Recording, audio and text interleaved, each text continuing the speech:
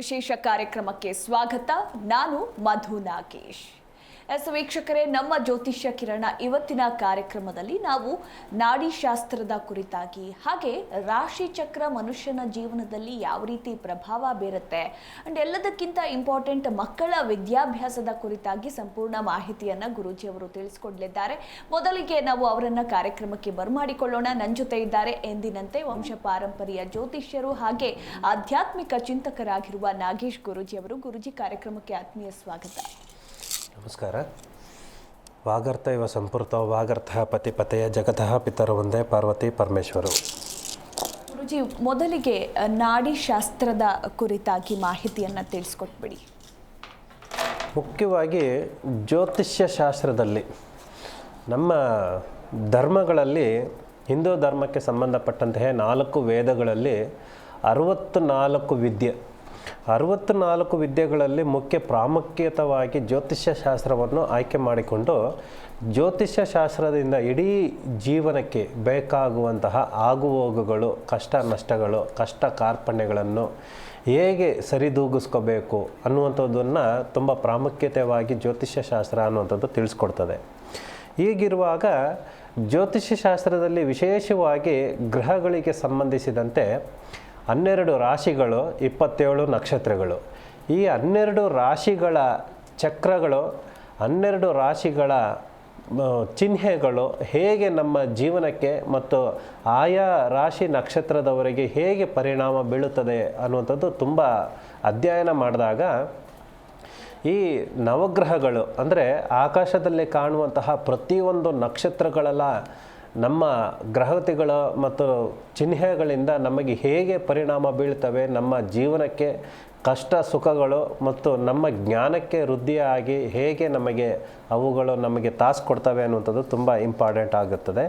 ನಮ್ಮ ಜಾತಕದ ಕುಂಡಲಿಯಿಂದ ದಶಾಭುಕ್ತಿಗಳಿಂದ ಯೋಗ ಫಲ ನಮಗೆ ಹೇಗೆ ಅನುಸರಣೆ ಮಾಡ್ತವೆ, ಆ ದಶಾಫಲದಿಂದ ದಶಾಭುಕ್ತಿಯ ಯೋಗ ಫಲದಿಂದ ನಮಗೆ ಪ್ರತಿಯೊಂದು ದಿನದಿಂದನೂ ಕೂಡ ನಮಗೆ ವಿಗಳಿಗೆಗಳಿಂದ ನಮಗೆ ಫಲಾಫಲಗಳು 3 ತಿಂಗಳಿಗೊಂದು ಸರಿ, 6 ತಿಂಗಳಿಗೊಂದು ಸರಿ ಮತ್ತು ವರ್ಷಕ್ಕೆ ಒಂದು ಸರಿ, 11 ವರ್ಷಕ್ಕೊಂದು ಸರಿ, 15 ವರ್ಷಕ್ಕೊಂದು ಸರಿ, 20 ವರ್ಷಗಳವರೆಗೂ ಕೂಡ ಈ ದಶಾಭುಕ್ತಿಗಳ ಫಲಾಫಲಗಳು ಹೇಗೆ ಕಣ್ಣಿಗೆ ಕಾಣಿಸ್ತವೆ ಅನ್ನುವಂಥದ್ದು ತುಂಬ ಮೇರುವಾಗಿ ತುಂಬ ಆಳವಾಗಿ ನೋಡಿದಾಗ ನಮಗೆ ಸಂಪೂರ್ಣವಾಗಿ ಜೀವನದ ಫಲ ಏನು, ಈಗಿನ ನಾವು ಮಾಡಿಕೊಂಡು ಅನುಭವಿಸ್ಕೊಂಡು ಬರ್ತಾ ಇರುವಂತಹ ಕರ್ಮಫಲದ ಫಲ ಏನು ಮತ್ತು ಪೂರ್ವಜನ್ಮದ ಜ್ಞಾನವನ್ನು ಹೇಗೆ ನಾವು ಈ ಜನ್ಮದಲ್ಲಿ ಅದನ್ನು ಅನುಭವಿಸ್ತೀವಿ ಅನ್ನುವಂಥದ್ದನ್ನು ಸಂಪೂರ್ಣವಾಗಿ ಈ ರಾಶಿ ಚಕ್ರದ ಈ ರಾಶಿಯ ಚಿಹ್ನೆಗಳಿಂದನೂ ಕೂಡ ನಮಗೆ ಹೇಗೆ ಫಲಾಫಲಗಳು ಕೊಡ್ತವೆ ಅನ್ನುವಂಥದ್ದು ಈ 27 ನಕ್ಷತ್ರಗಳಿಂದನೂ ಕೂಡ ಸಂಪೂರ್ಣವಾಗಿ ಫಲ ಅನ್ನುವಂಥದ್ದು ತಿಳ್ಕೊಬಹುದು. ಹೀಗೆ ಈ ಜ್ಯೋತಿಷ್ಯ ಶಾಸ್ತ್ರದಲ್ಲಿ ಗುಪ್ತವಾಗಿ ಸಂಪೂರ್ಣವಾಗಿ ಎಲ್ಲ ವಿಷಯಗಳನ್ನು ಕೂಡ ಭಾಗಗಳಾಗಿ ನೋಡಿದಾಗ ಜ್ಯೋತಿಷ್ಯ ಶಾಸ್ತ್ರದಲ್ಲಿ ಕವಡೆ ಶಾಸ್ತ್ರದಿಂದ ಇರ್ಬೋದು ಮತ್ತು ನಾಡಿಶಾಸ್ತ್ರದಿಂದ ಇರ್ಬೋದು, ಹೇಗೆ ಈ ನಾಡಿಶಾಸ್ತ್ರದಿಂದ ನಮ್ಮ ಜೀವನದ ಆರೋಗ್ಯದ ಮತ್ತು ಅನಾರೋಗ್ಯದ ಫಲಾಫಲಗಳನ್ನು ಹೇಗೆ ತಿಳ್ಕೊಬೋದು ಅನ್ನುವಂಥದ್ದನ್ನು ತುಂಬ ವಿಶೇಷವಾಗಿ ಪರಿಗಣನೆ ಮಾಡಿ ನೋಡಿದಾಗ ಈ ನಾಡಿಶಾಸ್ತ್ರದಿಂದ ಈಗ ಎಕ್ಸಾಂಪಲ್ ಆಗಿ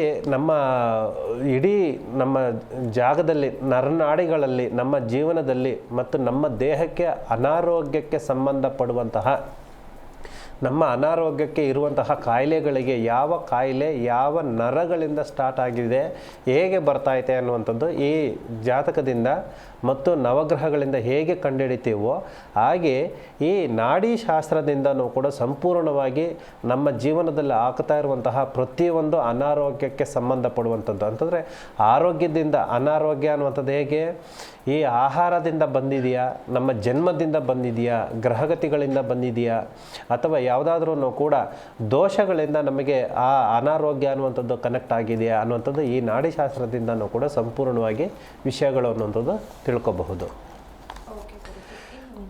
ವಿದ್ಯಾಭ್ಯಾಸದ ಕುರಿತಾಗಿ ಹೇಳೋದಾದರೆ ಅದು ಕೂಡ ಮಕ್ಕಳ ವಿದ್ಯಾಭ್ಯಾಸದ ಕುರಿತಾಗಿ ಈಗ ಸರ್ವೇ ಸಾಮಾನ್ಯವಾಗಿ ಪ್ರತಿಯೊಬ್ಬ ತಂದೆ ತಾಯಿನಲ್ಲೂ ಪೋಷಕರಲ್ಲೂ ಕೂಡ ಮಕ್ಕಳಲ್ಲಿ ವಿದ್ಯಾಭ್ಯಾಸ ಅನ್ನುವಂಥದ್ದು ಇಂಪ್ರೂವ್ಮೆಂಟ್ ಆಗ್ತಾ ಇಲ್ಲ.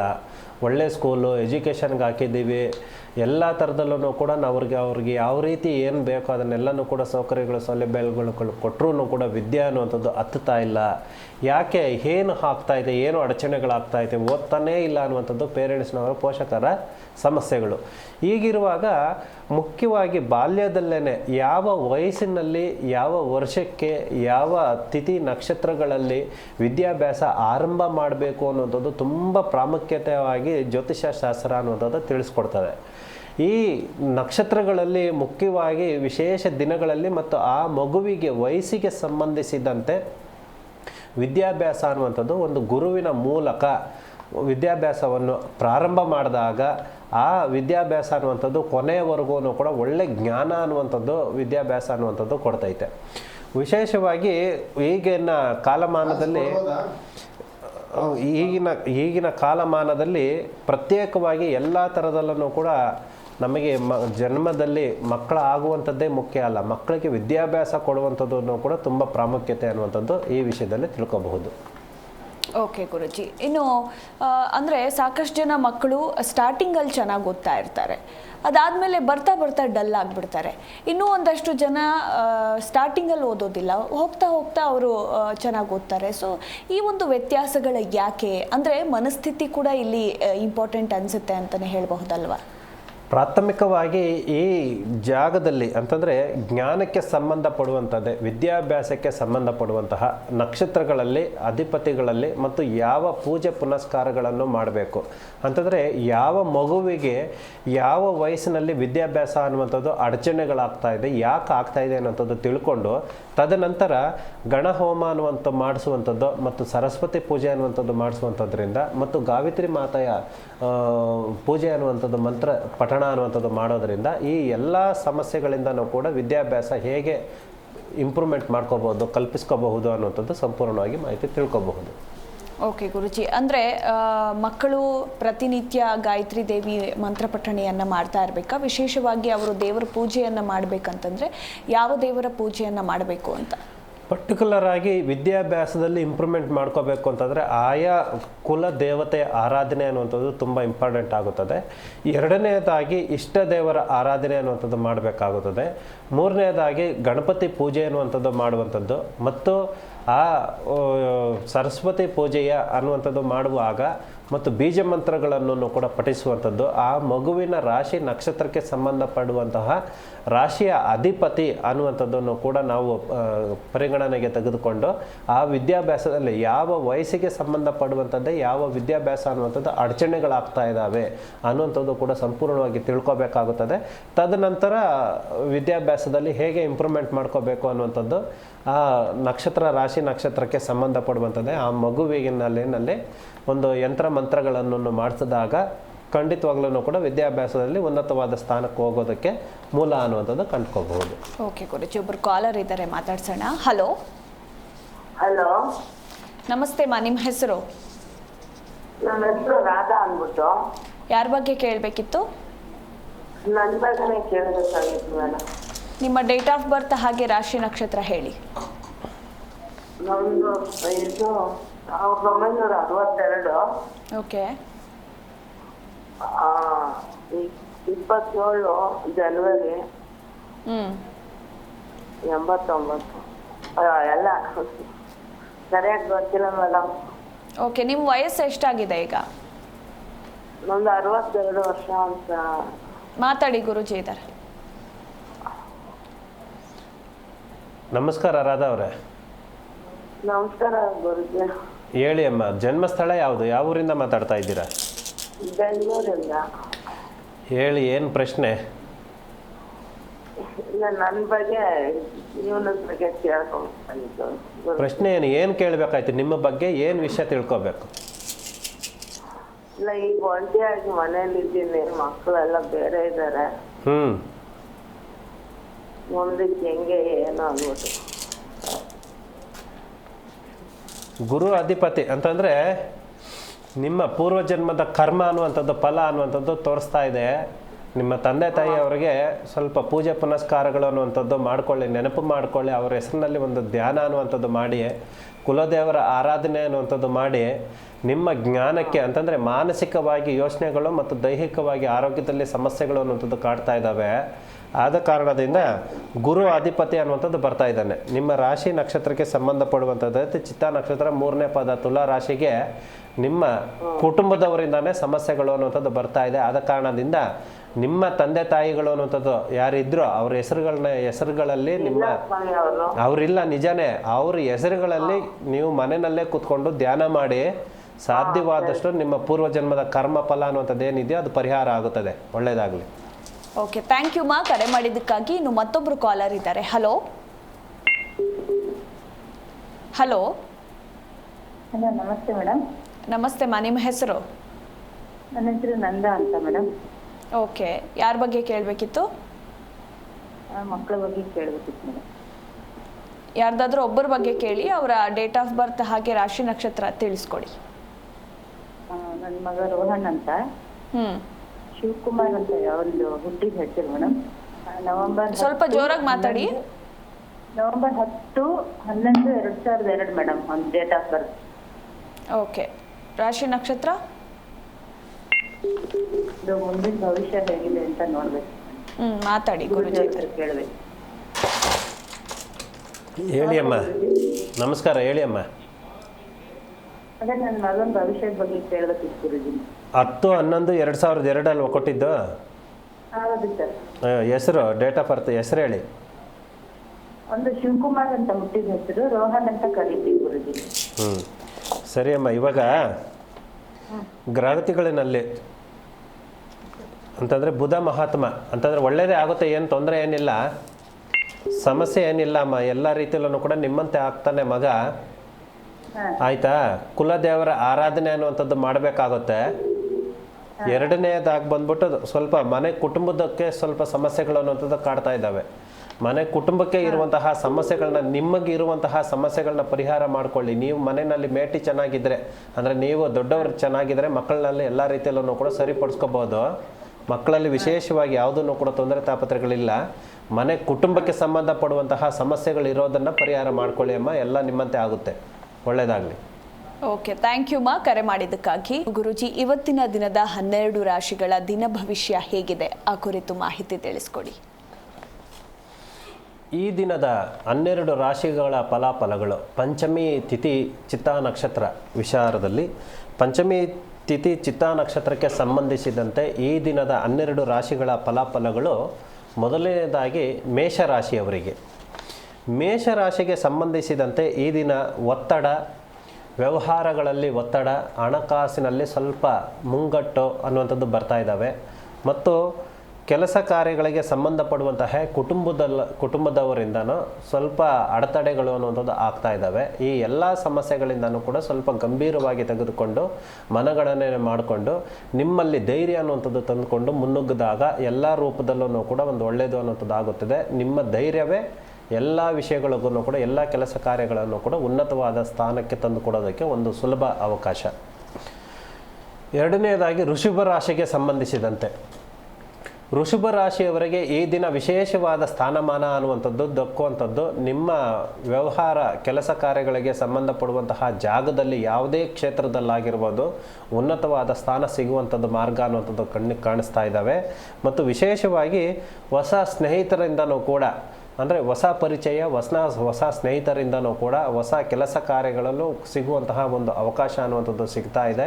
ಎಲ್ಲ ರೀತಿಯಲ್ಲೂ ಕೂಡ ಆರೋಗ್ಯದ ಬಗ್ಗೆ ಸ್ವಲ್ಪ ಗಮನ ಅನ್ನುವಂಥದ್ದು ಕೊಡಬೇಕಾಗುತ್ತದೆ. ಇನ್ನೆಲ್ಲ ವಿಷಯದಲ್ಲೂ ಕೂಡ ಸಂಪೂರ್ಣವಾಗಿ ಒಂದು ಒಳಿತು ಅನ್ನುವಂಥದ್ದು ಕಣ್ಣಿಗೆ ಕಾಣಿಸ್ತಾ ಇದೆ.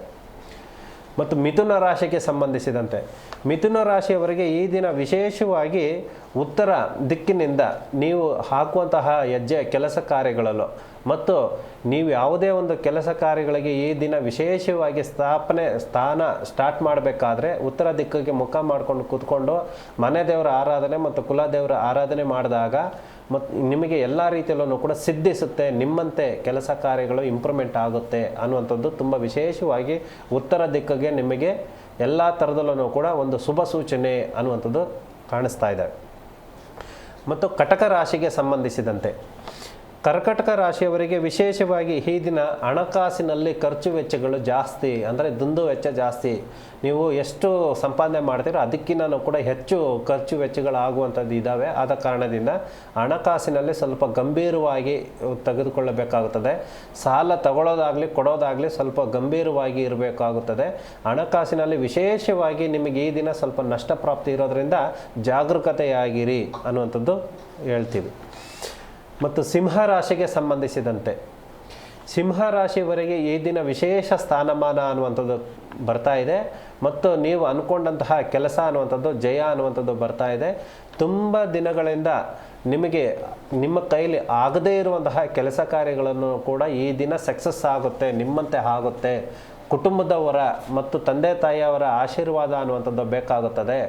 ಎಷ್ಟೇ ವಯಸ್ಸಿನಲ್ಲಿ ಡಿಫ್ರೆನ್ಸ್ ಇದ್ರೂ ಕೂಡ, ವಯಸ್ಸು ಚಿಕ್ಕದೇ ಇರ್ಬೋದು ದೊಡ್ಡದಿರ್ಬೋದು, ನೀವು ಅಂದ್ಕೊಂಡಂತಹ ಜ್ಞಾನ ಮತ್ತು ತುಂಬ ದಿನಗಳಿಂದ ನಿಮ್ಮ ಕೈ ಕೆಲಸ ಕಾರ್ಯಗಳು ಅನ್ನುವಂಥದ್ದು ಪೆಂಡಿಂಗ್ ಇದ್ದಂಥವು ಈ ದಿನದಿಂದ ನಿಮಗೆ ಇಂಪ್ರೂವ್ಮೆಂಟ್ ಮಾರ್ಗ ಅನ್ನುವಂಥದ್ದು ಕಾಣಿಸ್ತಾ ಇದ್ದಾವೆ. ನಿಮ್ಮಂತೆ ಸಕ್ಸಸ್ ಆಗುತ್ತೆ. ಧೈರ್ಯವಾಗಿ ಎಲ್ಲ ಕೆಲಸ ಕಾರ್ಯಗಳಿಗೂ ಕೈ ಹಾಕಿ. ಮತ್ತು ಕನ್ಯಾ ರಾಶಿಗೆ ಸಂಬಂಧಿಸಿದಂತೆ ಕನ್ಯಾ ರಾಶಿ ಅವರಿಗೆ ಉನ್ನತವಾದ ಜೀವನ ಮತ್ತು ಉನ್ನತವಾದ ಆರೋಗ್ಯ, ಯಾವುದನ್ನು ತಿಂದ್ರೂ ಕೂಡ ಅರಗಿಸ್ಕೊಳ್ಳುವಷ್ಟು ಆ ಶಕ್ತಿ ಅನ್ನುವಂಥದ್ದು ನಿಮ್ಮದು ಈ ದಿನ. ವಿಶೇಷವಾಗಿ ಆರೋಗ್ಯದಲ್ಲಿ ಸ್ವಲ್ಪ ಏರುಪೇರು, ಎಲ್ಲ ವಿಷಯದಲ್ಲೂ ಕೂಡ ಆರೋಗ್ಯದಲ್ಲಿ ಸ್ವಲ್ಪ ಆಹಾರ ಪದ್ಧತಿಗಳನ್ನ ಬದಲಾವಣೆ ಮಾಡ್ಕೊಳ್ಳಿ ಅಂತ ಹೇಳ್ತೀವಿ. ಬಟ್ ಈ ದಿನ ಆರೋಗ್ಯದ ವಿಷಯದಲ್ಲಿ ಆಹಾರ ಪದ್ಧತಿಗಳಲ್ಲಿ ಯಾವುದೇ ರೀತಿ ಅಡೆತಡೆಗಳು ಅನ್ನುವಂಥದ್ದು ಇಲ್ಲ. ಮತ್ತು ಜ್ಞಾನ, ನಿಮಗೆ ಸಂತೋಷ ಕ್ಷಣಗಳು, ಒಂದು ಹೊಸ ವಿಷಯಗಳಿಗೆ ಕೈ ಹಾಕಿದ್ರೆ ನಿಮ್ಮ ಸಕ್ಸಸ್ ಅನ್ನುವಂಥದ್ದು ಆಗುವಂಥದ್ದು. ಮತ್ತು ಕುಟುಂಬದಲ್ಲಿ ಯಾವುದೇ ಒಂದು ಪೂಜೆ ಪುನಸ್ಕಾರಗಳಿಗೆ ಕೈ ಓಕೆ ಅಂತ ಅಂದ್ಕೊಂಡ್ರೂ ಕೂಡ ಅದರಿಂದನೂ ಕೂಡ ಇಂಪ್ರೂವ್ಮೆಂಟ್ ಮಾರ್ಗ. ಮತ್ತು ಯಾವುದೇ ಒಂದು ಶುಭ ಕಾರ್ಯಗಳಿಗೆ ನೀವು ಹೋದ್ರೂ ಕೂಡ ಅದರಲ್ಲಿ ಒಂದು ಗಣ್ಯತವಾದ ಉನ್ನತವಾದ ಸ್ಥಾನ ಸಿಗುವಂಥದ್ದು ಮಾರ್ಗ. ಮತ್ತು ದೇವಸ್ಥಾನಗಳಿಗೆ ಹೋಗಿ ಪೂಜೆ ಪುನಸ್ಕಾರಗಳು ನಿಮ್ಮ ಹೆಸರಿನಲ್ಲಿ ರಾಶಿ ನಕ್ಷತ್ರಗಳಿಗೆ ಸಂಬಂಧಪಡುವಂತಹ, ಗೋತ್ರಗಳಿಗೆ ಸಂಬಂಧಪಡುವಂತಹ ಕನ್ಯಾ ರಾಶಿಯವರು ಈ ದಿನ ಕುಂಕುಮ ಅರ್ಚನೆಗಳನ್ನು ನಿಮ್ಮ ಕುಲದೇವರಿಗೆ ಮಾಡಿಸಿದಾಗ ಖಂಡಿತವಾಗ್ಲೂ ಕೂಡ ನಿಮ್ಗೆ ಎಲ್ಲ ಥರದಲ್ಲೂ ಕೂಡ ಸಕ್ಸಸ್ ಅನ್ನುವಂಥದ್ದು ಕಣ್ಣಿಗೆ ಕಾಣಿಸ್ತಾ ಇದೆ. ಮತ್ತು ತುಲಾ ರಾಶಿಗೆ ಸಂಬಂಧಪಡುವಂಥದ್ದು, ತುಲಾ ರಾಶಿಯವರಿಗೆ ಮಾನಸಿಕವಾಗಿ ಯೋಚನೆ ಚಿಂತೆಗಳು, ಹಣಕಾಸಿನಲ್ಲಿ ಸ್ವಲ್ಪ ಮುಗ್ಗಟ್ಟು ಅನ್ನುವಂಥದ್ದು ಬರುವಂಥದ್ದು, ಮತ್ತು ನಿಮ್ಮ ಉದ್ಯೋಗದಲ್ಲಿ ಸ್ವಲ್ಪ ಅಡಚಣೆಗಳು ಅನ್ನುವಂಥದ್ದು ಕಣ್ಣಿಗೆ ಕಾಣಿಸ್ತಾ ಇದ್ದಾವೆ. ಆದ ಕಾರಣದಿಂದ ಸಮಾಧಾನದಿಂದ ಪ್ರತಿಯೊಂದು ಕೆಲಸ ಕಾರ್ಯಗಳನ್ನು ಕೂಡ ಆಲೋಚನೆಗಳು ಮಾಡಿ ಸ್ವಲ್ಪ ಕೈ ಹಾಕಿ ಎಲ್ಲ ರೀತಿಯಲ್ಲೂ ಕೂಡ ನಿಮ್ಮಂತೆ ಆಗುತ್ತದೆ. ನಿಮ್ಮ ಆಲೋಚನೆಗಳಿಗೆ ಸಂಬಂಧಪಡುವಂಥದ್ದು ಮಾತ್ರನೇ ಕೆಲಸಗಳು ಮಾಡಿ, ಯಾವುದೇ ಒಂದು ಬೇರೆಯವರು ಹೇಳಿಕೊಟ್ಟಂತಹ ಮಾತುಗಳನ್ನು ಕೇಳಬೇಡಿ. ಸಾಧ್ಯವಾದಷ್ಟು ನಿಮ್ಮ ಸ್ವಯಂ ನಿರ್ಧಾರ ತಗೊಂಡಾಗ ಉನ್ನತವಾದ ಸ್ಥಾನಕ್ಕೆ ಬರ್ತೀರ. ಮತ್ತು ವೃಶ್ಚಿಕ ರಾಶಿಗೆ ಸಂಬಂಧಿಸಿದಂತೆ ವೃಶ್ಚಿಕ ರಾಶಿಯವರಿಗೆ ಈ ದಿನ ವಿಶೇಷವಾಗಿ ನಿಮ್ಮ ವೃತ್ತಿಯಲ್ಲಿ, ನಿಮ್ಮ ಕೆಲಸ ಕಾರ್ಯದಲ್ಲಿ ಯಾವುದೇ ಕ್ಷೇತ್ರದಲ್ಲಿ ಇರುವಂಥವ್ರು ಅವರಿಗೆ ನಿಮಗೆ ವಿಶೇಷವಾದ ಸ್ಥಾನಮಾನ ಗೌರವ ಸಿಗುವಂಥದ್ದು ಮಾರ್ಗ ಅನ್ನುವಂಥದ್ದು ಬರ್ತಾ ಇದೆ. ಮತ್ತು ನಿಮ್ಮ ಭಾವನಾತ್ಮಕ ಯೋಚನೆಗಳಿಗೆ ಸಂಬಂಧಿಸಿದಂತೆ ನಿಮ್ಮ ಭಾವನೆಗಳಿಗೆ ತಾಸು ಕೊಡುವಂತಹ ವ್ಯಕ್ತಿಗಳ ಜೊತೆಗಳಿಗೆ ಜಾಸ್ತಿ ಹೆಚ್ಚು ನಿಮ್ಮ ಸಮಯ ಅನ್ನುವಂಥದ್ದು ಕೊಡಿ. ಮತ್ತು ನಿಮ್ಮ ಜ್ಞಾನವನ್ನು ಸಾಧ್ಯವಾದಷ್ಟು ಎಷ್ಟು ಮೌನದಿಂದ ಮತ್ತು ನಿಮ್ಮ ಜ್ಞಾನಕ್ಕೆ ಸಂಬಂಧಪಡುವಂಥದ್ದು, ನಿಮ್ಮ ನಾಲೆಡ್ಜಿಗೆ ಸಂಬಂಧಪಡುವಂಥದ್ದು ಕೆಲಸ ಕಾರ್ಯಗಳು ಮಾತ್ರನೇ ಒಪ್ಪಿಕೊಳ್ಳಿ. ನಿಮಗೆ ಖುಷಿ ಮತ್ತು ಸಂತೋಷ ಅನ್ನುವಂಥದ್ದು ಮತ್ತು ಉನ್ನತವಾದ ಸ್ಥಾನಕ್ಕೆ ಬರೋದಕ್ಕೆ ಒಂದು ಶುಭ ದಿನ. ಮತ್ತು ಧನುಸ್ಸು ರಾಶಿಗೆ ವಿಶೇಷವಾಗಿ ಪ್ರತಿ ಸಮಯದಲ್ಲೂ ಕೂಡ ಬಂದಂತೆಯೇ ವಾಣಿಜ್ಯ ಅಂತಂದರೆ ವ್ಯವಹಾರಕ್ಕೆ ಸಂಬಂಧಪಡುವಂಥದ್ದು ಉನ್ನತವಾದ ಸ್ಥಾನ, ಮತ್ತು ವ್ಯವಸಾಯಕ್ಕೆ ಸಂಬಂಧಪಡುವಂಥದ್ದು ಉನ್ನತವಾದ ಸ್ಥಾನ.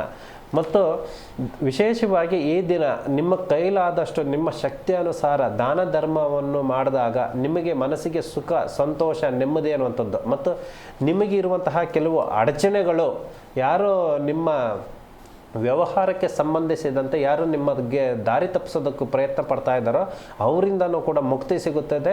ನಿಮ್ಮ ಕೈಲಾದಷ್ಟು ಸ್ವಲ್ಪ ದಾನ ಧರ್ಮ ಅನ್ನುವಂಥದ್ದು ಮಾಡಬೇಕು ಅನ್ನುವಂಥದ್ದು ಬರ್ತಾ ಇದೆ. ಮತ್ತು ಮಕರ ರಾಶಿಗೆ ಸಂಬಂಧಿಸಿದಂತೆ ಮಕರ ರಾಶಿಯವರಿಗೆ ಈ ದಿನ ವಿಶೇಷವಾಗಿ ನಿಮ್ಮ ಬೇಡಿಕೆಗಳು ಈಡೇರಿಸಿಕೊಳ್ಳುವಂತಹ ದಿನ. ಅಂತಂದರೆ ನಿಮ್ಮ ಕುಟುಂಬದವರಿಂದ ಆಗಿರ್ಬೋದು, ಗುರು ಹಿರಿಯರಿಂದ ಆಗಿರ್ಬೋದು, ಮತ್ತು ಕುಲದೇವರ ಆರಾಧನೆಯಿಂದ ಆಗಿರ್ಬೋದು, ನೀವೇನು ಅಂದ್ಕೊಂಡಿದ್ದೀರೋ ಅದನ್ನು ಸಾಧನೆ ಮಾಡಿಕೊಳ್ಳುವಂತಹ ವಿಶೇಷವಾದ ದಿನ. ನಿಮ್ಮ ಸಂಕಲ್ಪ ಸ್ವಲ್ಪ ದೃಢವಾಗಿರಬೇಕು, ಗಟ್ಟಿಯಾಗಿರಬೇಕು. ಆಗಿರುವಾಗ ನಿಮ್ಮ ಇಷ್ಟ ಕಾರ್ಯಗಳನ್ನು ಈಡೇರಿಸಿಕೊಳ್ಳುವಂತಹ ದಿನ ಶುಭ ಅನ್ನುವಂಥದ್ದು ಆಗ್ತಾ ಇದೆ. ಮುಖ್ಯವಾಗಿ ಸೂರ್ಯ ಉದಯದಿಂದ ಸೂರ್ಯ ಅಸ್ತವರೆಗೂ ಮಾತ್ರನೇ ವಿಶೇಷವಾಗಿ ನಿಮ್ಮ ಇಷ್ಟ ಕಾರ್ಯ ಸಿದ್ಧಿಗಳನ್ನಂತೂ ಮಾಡಿಕೊಳ್ಳುವಂತಹ ದಿನ ಈ ದಿನ. ಮತ್ತು ಕುಂಭರಾಶಿಗೆ ಸಂಬಂಧಿಸಿದಂತೆ ಕುಂಭರಾಶಿಯವರಿಗೆ ಈ ದಿನ ಆರೋಗ್ಯದಲ್ಲಿ ತನ್ನ ಚೈತನ್ಯ ಅನ್ನುವಂಥದ್ದು ಕಳ್ಕೊಳ್ಳುವಂತಹ ದಿನ ಅನ್ನುವಂಥದ್ದು ಬರ್ತಾ ಐತೆ. ಆದ ಕಾರಣದಿಂದ ಸ್ವಲ್ಪ ಸಾಧ್ಯವಾದಷ್ಟು ಕೂಡ ನಿಮ್ಮ ಆಹಾರ ಪದ್ಧತಿಗಳನ್ನು ವಿಶೇಷವಾಗಿ ಸ್ವಲ್ಪ ಬದಲಾವಣೆ ಮಾಡ್ಕೋಬೇಕಾಗುತ್ತದೆ. ಮುಖ್ಯವಾಗಿ ವೆಜಿಟೇರಿಯನ್, ಸಾಧ್ಯವಾದಷ್ಟು ನಿಮಗೆ ವೆಜಿಟೇರಿಯನ್ನು ಈ ದಿನ ಸಂಪೂರ್ಣವಾಗಿ ಆಹಾರ ಪದ್ಧತಿ ಅನ್ನುವಂಥದ್ದು ಒಂದು ದ್ರವ ರೂಪದಲ್ಲಿ, ಜ್ಯೂಸ್ ರೂಪದಲ್ಲಿ ಕುಡಿಯಿರಿ. ನಿಮಗೆಲ್ಲ ರೂಪದಲ್ಲೂ ಕೂಡ ಆರೋಗ್ಯದಲ್ಲಿ ಮತ್ತು ಮಾನಸಿಕವಾಗಿ ಯೋಚನೆ, ಚಿಂತೆ ಇರುವಂಥದ್ದನ್ನು ಕೂಡ ಸ್ವಲ್ಪ ತಡೆ ಹಿಡಿಬೋದು. ಆರೋಗ್ಯದ ಬಗ್ಗೆ ಸಂಪೂರ್ಣವಾಗಿ ಗಮನ ಅನ್ನುವಂಥದ್ದು ಕೊಡಬೇಕಾಗುತ್ತದೆ. ಇನ್ನೆಲ್ಲ ರೂಪದಲ್ಲೂ ಕೂಡ ಹಣಕಾಸಿಗೆ ಸಂಬಂಧಪಡುವಂಥದ್ದು ಸ್ವಲ್ಪ ಇರೋದರಲ್ಲಿ ಪರವಾಗಿಲ್ಲ. ಮುಖ್ಯವಾಗಿ ಆರೋಗ್ಯದಲ್ಲಿ ಸ್ವಲ್ಪ ಸಮಸ್ಯೆ ಅನ್ನುವಂಥದ್ದು ಕಾಣಿಸ್ತಾ ಇದೆ, ಅದನ್ನು ಸ್ವಲ್ಪ ಸರಿಪಡಿಸ್ಕೊಳ್ಳಿ. ಮತ್ತು ಕೊನೆಯದಾಗಿ ಮೀನರಾಶಿಯವರಿಗೆ ಈ ದಿನ ವಿಶೇಷವಾಗಿ ಅವರ ರಾಶಿ ನಕ್ಷತ್ರಕ್ಕೆ ಸಂಬಂಧಪಡುವಂತಹ ರಾಶಿಯ ಅಧಿಪತಿ ಅನ್ನುವಂಥದ್ದು ಗುರುವಿಗೆ ಸಂಬಂಧಪಡುವಂಥದ್ದು. ಅಂದರೆ ಗುರು ಪಾದಕಂ ಅಂತಂದರೆ ಗುರುವಿನ ಪೂಜೆ ಅನ್ನುವಂಥದ್ದು ಮಾಡುವಂಥದ್ದು, ಪಾದ ಪೂಜೆ ಅನ್ನುವಂಥದ್ದು ಮಾಡುವಂಥದ್ದು ಮತ್ತು ತಂದೆ ತಾಯಿಯರ ಆಶೀರ್ವಾದ ಅನ್ನುವಂಥದ್ದು ಬೇಕಾಗುತ್ತದೆ. ಈ ಎಲ್ಲ ಕೆಲಸಗಳನ್ನು ಮಾಡಿದಾಗ ನೀವು ಅಂದ್ಕೊಂಡಂತಹ ಕೆಲಸ ಕಾರ್ಯಗಳನ್ನು ಸಿದ್ಧಿಸ್ಕೋಬಹುದು. ಮುಖ್ಯವಾಗಿ ನಿಮಗೆ ಈ ದಿನ ಯಾವುದೇ ರೀತಿಯ ಕಪ್ಪು ಬಟ್ಟೆ ಮತ್ತು ಕೆಂಪು ಬಟ್ಟೆಯನ್ನು ಕೂಡ ಧರಿಸಬಾರದು. ಇದನ್ನು ಧರಿಸಿದಾಗ ನಿಮಗೆ ನೆಗೆಟಿವ್ ಎನರ್ಜಿ ಅನ್ನುವಂಥದ್ದು ನಿಮಗೆ ಕನೆಕ್ಟ್ ಆಗುವಂಥದ್ದು ದುರುದ್ದೇಶ ಇದೆ.